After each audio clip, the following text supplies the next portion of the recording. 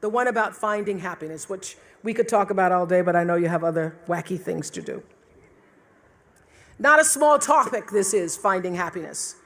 But in some ways, I think it's the simplest of all.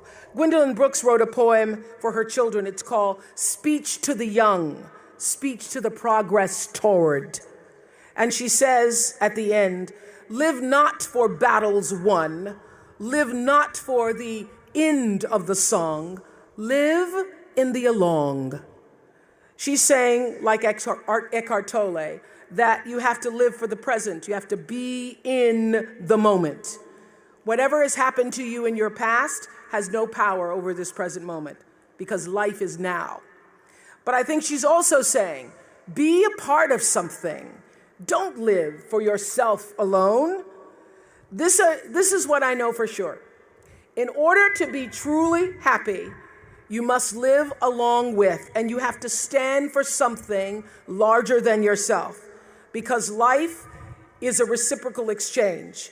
To move forward, you have to give back. And to me, that is the greatest lesson of life. To be happy, you have to give something back. Man can be happy, more happy than the birds, more happy than the trees, more happy than the stars, because man has something which no tree, no bird, no star has. Man has consciousness. But when you have consciousness, then two alternatives are possible. Either you can become unhappy or you can become happy. Then it is your own choice. Trees are simply happy because they cannot be unhappy. Their happiness is not their freedom. They have to be happy. They don't know how to be unhappy. There is no alternative. These birds chirping in the trees, they are happy. Not because that they have chosen to be happy. They are simply happy because they don't know any other way to be. Their happiness is unconscious. It is simply natural. Man can be tremendously happy and tremendously unhappy. And he is free to choose. This freedom is hazardous. This freedom is very dangerous. Because you become responsible. And something has happened with this freedom. Something has gone wrong.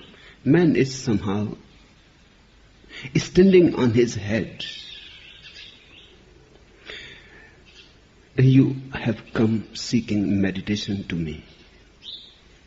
Meditation is needed only because you have not chosen to be happy. If you have chosen to be happy, there is no need for any meditation. I don't know what else could be any more important if you attach exact meaning to concept.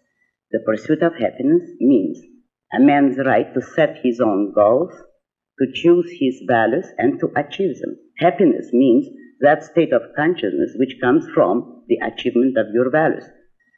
Now, what can be more important than happiness? But happiness does not mean simply momentary pleasures or any kind of mindless self-indulgence. Happiness means a profound, guiltless, rational feeling of self-esteem and of pride in one's own achievement. It means the enjoyment of life, which is possible only to a rational man on a rational code of morality. Some of my friends, maybe billionaire, very rich, but as a person, very unhappy person. The plenty of money fail to bring inner peace. And also those people who are very powerful. I think in deep inside, a lot of anxiety, a lot of sort of stress, a lot of fear, distrust. So material value will not bring real inner joyfulness or inner peace. So the only thing is affection or warm-heartedness.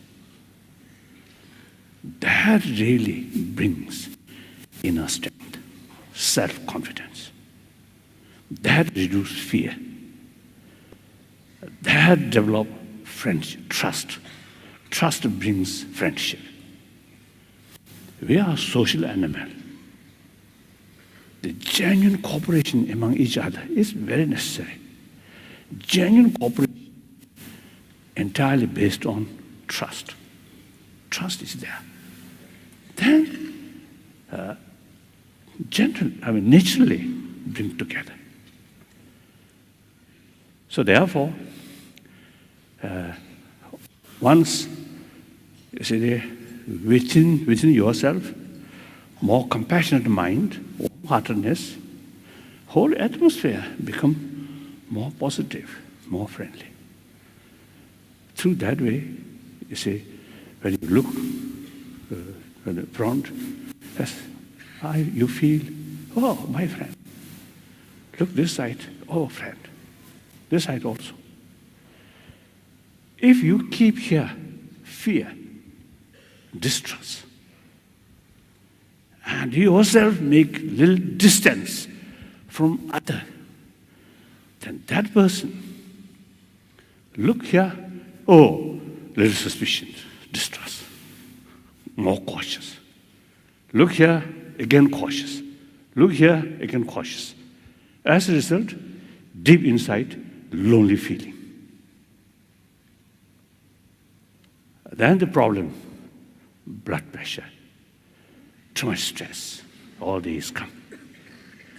One occasion, I think in New York,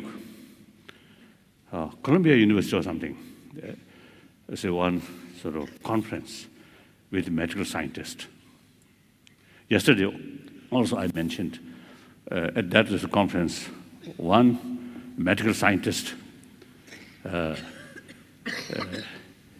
in his sort of was a presentation, right? He mentioned those people who express often I, my, mine, like that. So such people have greater chance or greater risk of heart attack.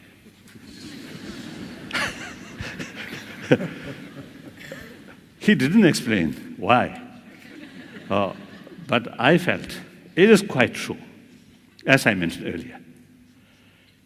Deep inside, fear, distrust, and you yourself always remain a little distance from the rest of the human brothers, sisters. That brings loneliness. And then difficult to communicate with other human beings. After all, you are a social animal. You are part of the community. You have to deal with them.